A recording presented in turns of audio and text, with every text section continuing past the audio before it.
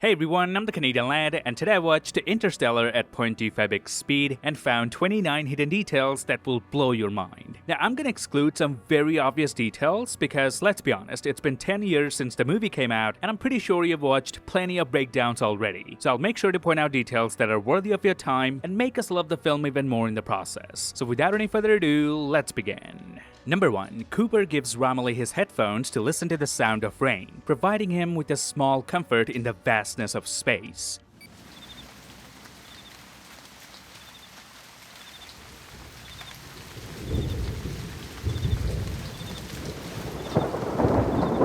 Now, earlier in the film, Cooper mentions how it doesn't rain anymore on Earth. We farmers, we sit here every year when the rains fail and we say, next year. Well, next year ain't gonna save us nor the one after that.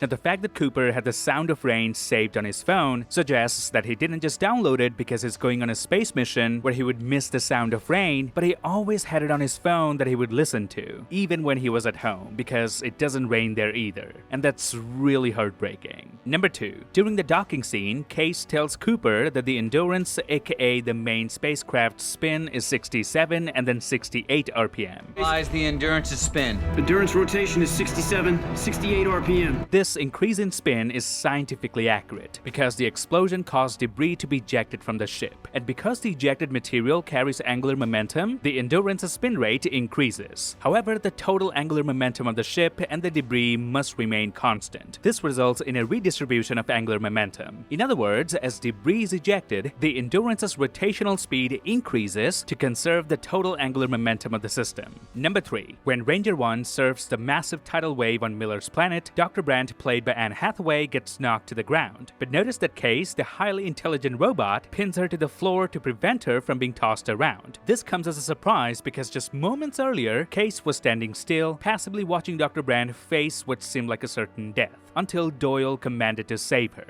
Case, go get her!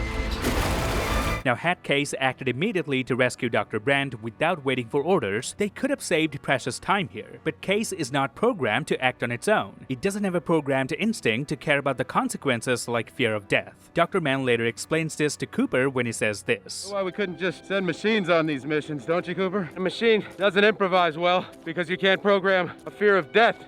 So when Boyle commands Case go get her, the robot instantly recognizes it has a task to complete. It doesn't know that Dr. Brandt is in danger or that everyone is scared. It simply knows go get her. That's why it's surprising when Case pins Dr. Brandt to the ground to protect her without anyone telling it to do so. It wasn't an action born from emotional understanding or fear. So why does Case act all heroic without any command here? And here lies our hidden detail. Case was still operating under Boyle's command, and that directive was its only priority at that moment, which is why it didn't even consider Cooper's safety. It just focused on the task of protecting Dr. Brandt from harm. So even after dying, Boyle's protection of Brandt continued through Case. These scenes also suggest that Case probably doesn't follow Isaac Asimov's laws of robotics, precisely Law 0, which clearly states that a robot may not harm humanity or by inaction allow humanity to come to harm. Number 4. When Dr. Mann fails to dock his Ranger with the Endurance, it explodes and 2 of its ring models get completely destroyed. An explosion in space makes no sound, as there's no air to transmit the sound waves. That's why the Endurance explosion has no sound. But that's basic science, and I'm sure you knew that. But there's another scientifically accurate detail here. Notice when the Endurance explodes, the flames from the explosion quickly die out, precisely within 7 seconds. If this had happened on Earth, the flames would have lasted much longer. And the reason the flames quench so quickly is because the oxygen that feeds them is quickly dispersed into space. Paul Franklin, the visual effects supervisor of this movie, worked very hard to achieve this, as the explosion was a real one on a movie set and not CGI. So they had to find a way to make the flames burn out quickly, just like they would in the vacuum of space. Number 5. When Cooper falls into the supermassive black hole Gargantua, he gets scooped up by the Tesseract at the edge of the singularity. For a split second, we actually see the Tesseract, which has a glowing core. Now, if you slow it down to 0.25x speed, you'll notice the curved horizon of the Tesseract, meaning from Cooper's point of view, it appears spherical. Initially, I thought this this might be a visual representation of black hole singularity, but then I see that Cooper literally falls into it, implying this is in fact the Tesseract shaped like a planet. Number 6. Chris Nolan had 2 rules for time travel in this movie. 1. Cooper can never travel to his own past, and 2. Gravitational forces can carry messages into our past. Now the first rule may sound simple, but it tells us a bigger story. To explain it further, I have to show you this. Notice when Cooper says goodbye to Murph and leaves the room, he opens the door with his left hand, but later when he observes himself from the Tesseract, he sees his past self opening the door with his right hand. Chris Nolan, known for his attention to detail, wouldn't make such an error. So what does it mean then? Well, this may indicate that there are multiple realities that look similar with some small differences. This theory aligns perfectly with rule number 1. Cooper cannot change his own past. What's done is done. Number 7. When Cooper attempts to dock his Ranger pod with the Endurance, Kay says Endurance is hitting the stratosphere. Endurance is hitting stratosphere.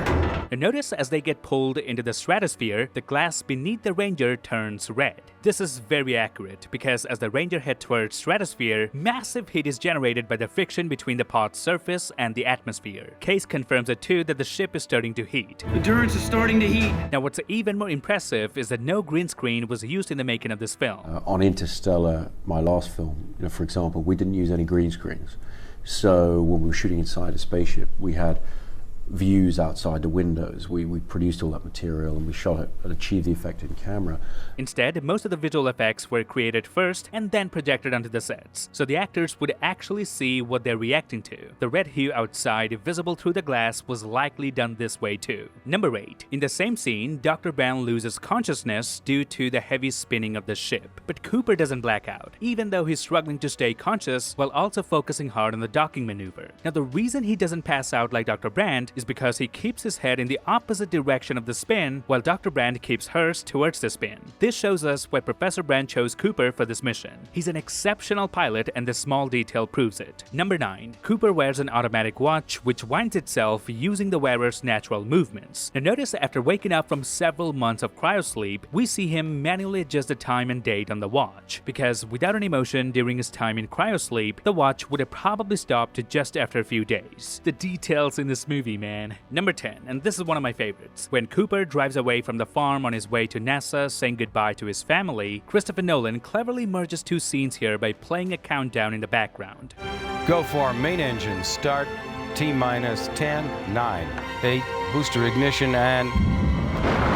Instead of showing the launch separately, Nolan integrates the countdown with this pivotal moment. Now I just realized that the truck driving away from the farm is quite essentially a visual metaphor for the rocket launch. If you listen closely to the countdown and observe the visual cues, it's clear that at that moment, Cooper has already left Earth, even though the actual launch happens later. Saying goodbye to Murph is the rocket launch to Cooper. And this is not just a poetic coincidence, Nolan wrote this scene with that exact intention. He begins by showing us a side view of the truck with dust billowing up behind the tires, much like how we see rockets launch from the side-mounted cameras, showing the trail of smoke as the rocket ascends. Now inside the truck, the camera tightens around Cooper's face, with the cornfields whizzing by, just like an astronaut in a cramped-up cockpit watching Earth fade away as they ascend into space. This artistic choice beautifully depicts the emotional weight of this scene. For Cooper, leaving his children behind is quite literally leaving his world. Now lads, if you're enjoying this video so far, please spare me just a minute to thank my sponsor, War Thunder. War Thunder is an epic free-to-play military action multiplayer with the endless ground, air, and sea vessels at your disposal to use in battle. It's available across PC, PlayStation, Xbox, and Mac. As you know, I find hidden details and Easter eggs in movies for a living. I really appreciate the details this game considers concerning graphics, physics, and sound, which are constantly improved upon. War Thunder creates an immersive battle atmosphere for players with the scale of action and explosions rivaling Hollywood blockbusters, not to mention realistic sound and effects like a tank's turrets coming off in an explosion or a plane igniting if you hit its fuel tank. A new update, Dance of Dragons, is now available, including dozens of community-requested improvements. So what are you waiting for? Download War Thunder for free with my link. All new players and players who haven't played War Thunder for 6+ months receive some perks, such as rentals for the P-40E-1 aircraft, M4 tank for a week, along with free unique skins for them, a special decorator Eagle of Valor, 100,000 silver lines, 3 premium vehicles for free, a week of premium account, and even more gifts. Hurry up, the American Vehicle bonus season will end soon. Number 11. In the scene where Cooper explains to Murph that Murphy's Law means what can happen will happen, a drone flies by. Whoa! This seems to symbolize the idea that technological advancements that are possible are inevitable. Cooper then tells his son not to stop while chasing the drone, but quickly yells for him to stop when he realizes they're heading toward a cliff. This moment can be seen as a life lesson. Chasing the drone represents the relentless pursuit of technological progress, and avoiding the cliff symbolizes humanity's need to recognize when to stop and assess the consequences of that progress. The scene then ends with Cooper giving the drone a socially responsible task. Give it something socially responsible to do. This implies that technology isn't an end in itself, but should always be used to benefit the greater good. Number 12. On Miller's planet, the background score features a prominent ticking noise that occurs every 1.25 seconds. Each tick represents a full day passing on Earth. Hans Zimmer often includes ticking sound in his scores, but the way it was used here to directly reflect the plot in such a literal way is incredibly powerful. It becomes even more heartbreaking when Cooper and Dr. Brand return to the ship to find that Romilly has aged to 23 years. Now imagine spending 23 years alone on a ship with no contact with anyone, not knowing if your crew is alive or if you are. The decision to wait, not knowing what's happening on the other side, is perhaps one of the hardest choices anyone could ever face. Number 13. When Cooper and the rest of the crew enter the wormhole, we see Dr. Brand experience the first handshake with who we later find out was Cooper from the future. Now once they reach the other side of the wormhole, we learn that no messages can travel back to Earth through the wormhole. Now my theory is that as soon as the Endurance crosses into the wormhole, everything on Earth shifts instantly to the moment Cooper finds himself exiting the Tesseract, having the handshake with Brand, and floating near Saturn. Okay, let me simplify it for you. Keep in mind, by the time future Cooper has this handshake, he had already sent data to Murph to solve the gravity equation. Now, if future Cooper was exiting the wormhole as the whole crew was entering, that must mean everything on Earth has already changed from future Cooper's perspective, establishing that time in this film is not linear. From this moment forward, the movie is simply showing us the events that led to Cooper's return to Murph, meaning after entering the wormhole, the transitions between Earth and space no longer signify time moving forward in a simple linear fashion. In other words, the cuts between Cooper in space and Murph on Earth are not happening in real time. Everything we see happening on Earth by the end of the film has already taken place by the time Dr. Brand has this handshake, meaning the past, present, and future are all happening simultaneously. Number 14. At the beginning of the movie, we're told that planet Earth is being ravaged by a deadly plague called blight, which has wiped out all crops except for corn. As a result, there's no sign of wildlife anywhere. No animals, no insects or pets. The focus is entirely on the humans, and we never hear about or see anything like milk, eggs, or hunting. Even Cooper's farm is just rows of corn, with no livestock in sight. It's a subtle but powerful detail that goes unnoticed in the midst of the bigger story. That's why everyone is weirdly having popcorn at a baseball game. And when Murph visits her brother Tom, it's a bit heartbreaking to see that 5 different dishes have been served and they're all made of corn. Number 15. When we learn that Dr. Miller probably died just minutes before Cooper and the team arrived, notice we can actually see her ship crashing into the water just before Cooper landed there. I'm pretty sure all of you know this detail already, but what's interesting is that Cooper notices a giant wave going away from them.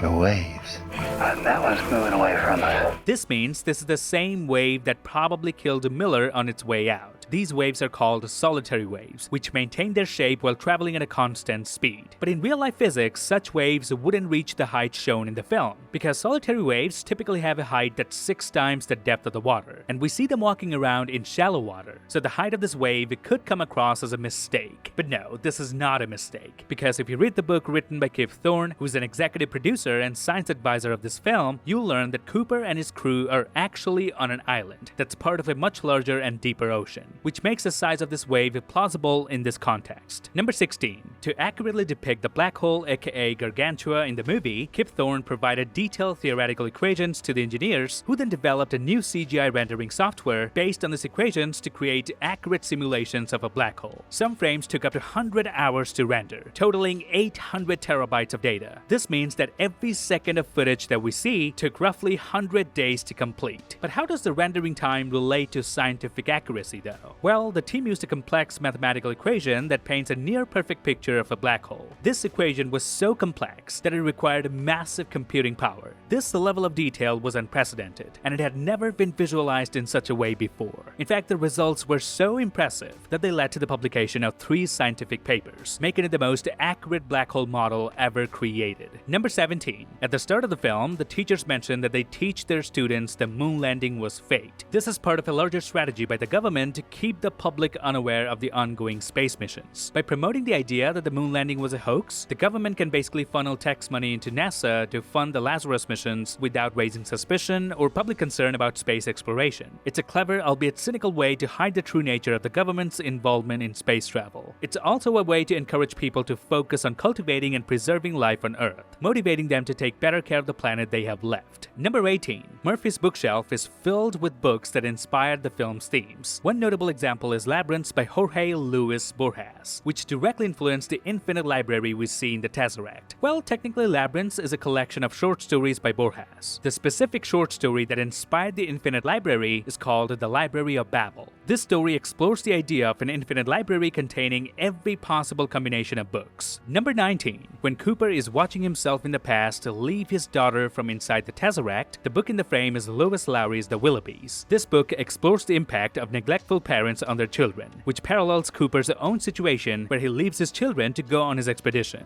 Number 20. Murphy's door rack looks a lot like the Tesseract we see towards the end of the film, as we learn that many of the visual effects were pre-made and projected onto the sets, so someone from the production team deliberately designed this door rack to mirror the Tesseract. Number 21. The very first dialogue young Murph says to her father foreshadows the ending of this movie. I thought you were the ghost. How is your ghost? Number 22. The ship in which Dr. Mann was hibernating features floor grips that indicate a pathway on both the ceiling and the floor, meaning this vessel is operable either upside down or the right side up, allowing it to function regardless of orientation. Number 23. On his way to the NASA HQ, we can see that Cooper puts rags over the air vents of his truck to keep the dust out. Number 24. After watching this film at 0.25x speed for almost a week, I realized that the parent-teacher conference scene is deeply ironic. When Cooper arrives at the school, he has a drone strapped to his truck, which one of the teachers even acknowledges. And I guess you had to stop off at the Asian fighter plane store.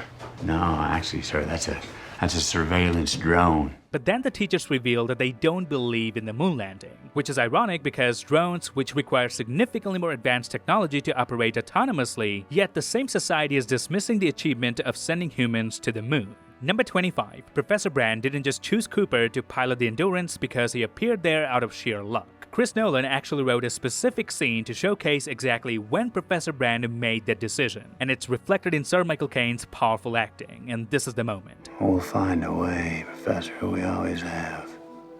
We'll find a way, Professor, we always have. Notice the way Sir Michael Caine immediately looks at Matthew McConaughey as soon as he says it. This particular line acts as a beacon of hope for Professor Brand. He wanted someone to lead the mission who would be optimistic, someone who would refuse to give up no matter how impossible the situation seemed. Number 26. One of the books we see inside the Tesseract is The Big Nowhere, and the epigraph of that book quotes Joseph Conrad's Heart of Darkness. It was written that I should be loyal to the nightmare of my choice. A literal heart of darkness.